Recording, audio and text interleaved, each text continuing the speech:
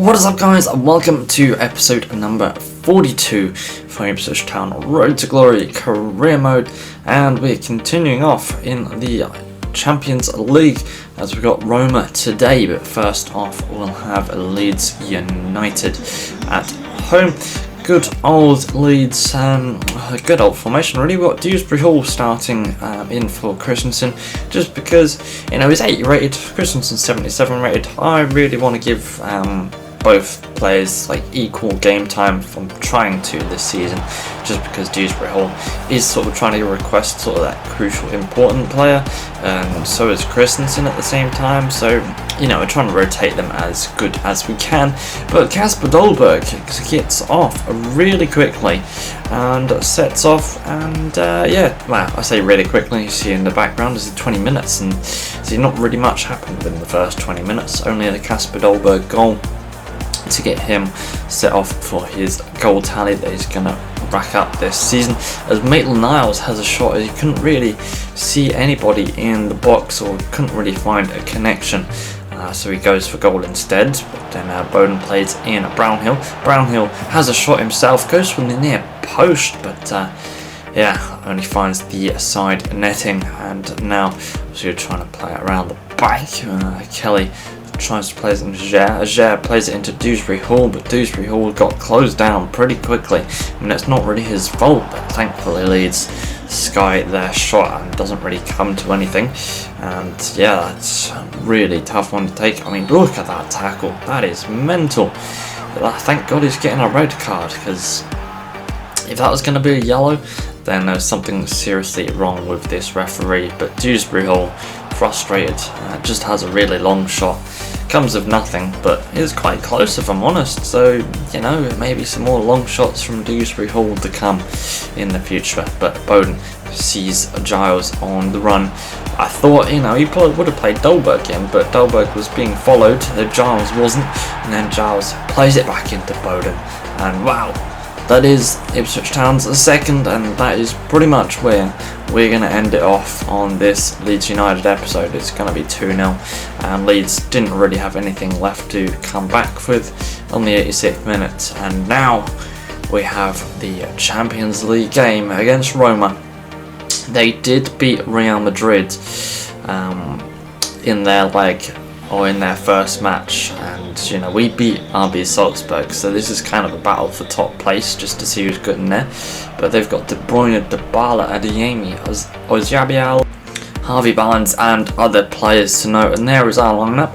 Lucas is starting this match. I mean, it's really unfortunate that we've had Harris pick up a 2-month injury in the last episode, which, you know, kind of, you know, with Skinner gone, I mean, yes, we've been able to get in the 3 quality players, and Maitland-Niles as well. Obviously, we've got Ager, Ramsey, and Dolberg, Maitland-Niles, and Rob Dickey as well. I mean, they've got a few decent players in there, but at the end of the day, it's almost like, you know, we've kind of shot ourselves in the foot with not having an extra striker at all.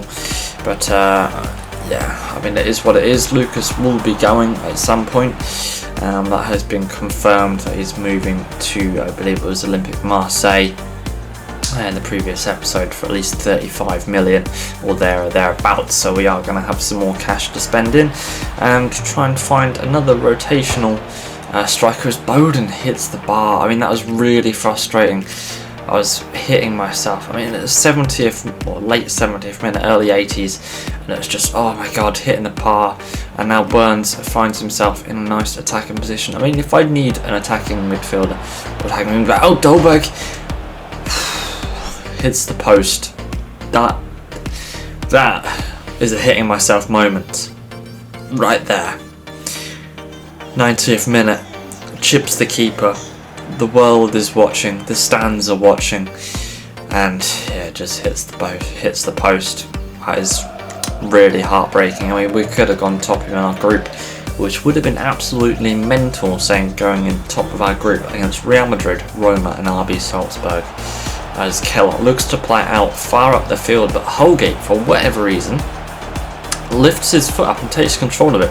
Luckily, Keller makes the save against Sancho's shot, I believe that was, and nothing comes of it. But I really would have hated what Holgate, and he probably would have been substituted off if he caused a goal there, and I think he probably will end up being substituted off as Kane has a shot, misses it by quite a far distance. To be fair, I would have thought he would have tested our keeper a lot more than what he actually did, but he obviously didn't, so he hasn't done it. And Kessie, the man who probably should have been sent off in this game for a tackle that happened earlier on in the game, but only got a yellow. Or has he got a yellow just yet? I can't actually remember, unless he hasn't got the yellow just yet. But yeah, he probably should have been sent off, and if anything happens with him on the pitch, it would be very controversial. Van der Beek has the shot, but Kane cannot keep it in from the parry that Keller made. Obviously just going in before half time. Manchester United on the attack here. Can we go into half time without a goal happening? Hopefully we can. Obviously Kane brushes past our defence, has a shot near post, and unfortunately we cannot go into half time with an equal goal advantage, though that will change the team talk quite a fair bit, though I suppose not too much. We did want to go and push and get a goal, so obviously Wes Burns now plays into Bowden plays into Dolberg has the shot, and De Gea makes the save. I mean, that is a really good save from De Gea. He's been quite a showstopper, quite a shot stopper. I mean, he has stopped the show from us going ahead, but Wes Burns makes the interception, plays into Brownhill into Bowden, Brownhill back into Burns, who's running down the right hand side. Burns plays it back into the middle to Brownhill moves forward, brushes past all the Manchester United players, has a shot himself, and the most unlikely of goal scorers gets himself on the goal sheet and puts us level 1-1, and not really much happened else after that. From the 60th minute, so about 30 minutes of just literally nothing. But obviously we're now going into the Brighton game with Rob Dickie making his first team appearance, or his first team appearance. Actually, I think we played him in the Carabao Cup game, I believe, that we just had earlier on, or don't really know if we had him before then, but if we did, this will be his first. If not, it's his definite second team start, as Kasper Dolberg fires Ipswich Town nice and early on. This time it is nice and early on, at least 10 minutes within the game for us. And yeah, from this game I didn't really see Brighton push that much, if I'm honest. They were a bit lackluster, and we peppered them with shots, and obviously they end up seeing the fact that we've peppered them with shots, because most of the highlights, there is literally none of Brighton. It is literally all us. And as we look to find a new striker to replace Lucas, obviously it's got to be a rotation. It's got to be someone that wants a rotation or important starting team, because if it's important, then yeah, Dolberg does run a lot and has that, it gets up to 90 or 88 stamina. Usually I like to bench those players and move on to the next ones. We've got a few strikers in mind, but they were sort of first team strikers as well, that we would look to play in. As Kasper Dolberg turns the defenders, really nice close ball control, forces a shot save out of the keeper. And I've found some players that he might actually potentially look to loan in just for the end of the season. Then once the money comes in, up until the summer transfer window of next season, we can then look to actually well, with a loan, you've kind of got to give them enough games for that loan to make sense, and for that team to actually like the fact that you're loaning them in. So yeah, I think that might suit the role a bit more, signing a loan player.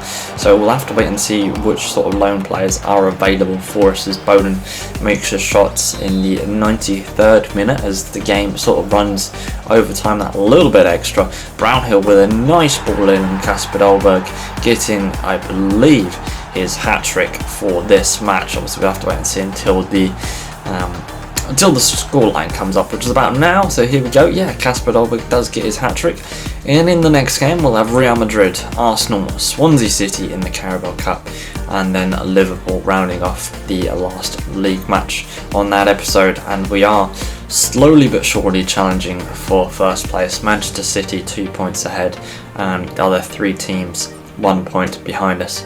Hope you've enjoyed this episode. I'll see you in the next one. Take care. Bye bye.